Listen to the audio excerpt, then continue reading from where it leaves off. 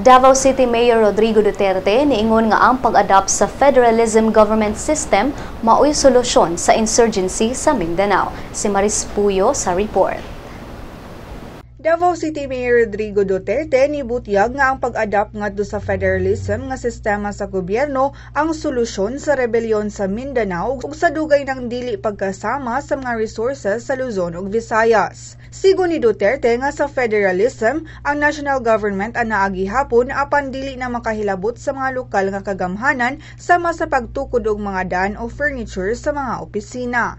Dugang niya nga ang nakanindot niini mao ang matagan og tsansa ang publiko nga mahimong aktibo sa komunidad ug pinaagi niini mas masinati ang konsepto sa demokrasya.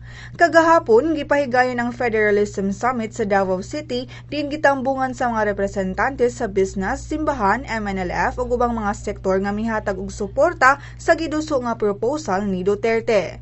Matud pa ni Attorney Israelito Torion sa Corresu College of Law nga legally possible nga ang Pilipinas mahimong Federal Republic of the Philippines. Samtang si Duterte giklaro nga maong lakang wala nagpasabot nga duna siya'y planong mudagan pagka-presidente sa 2016. Maris Puyo, Sunstar, Pilipinas.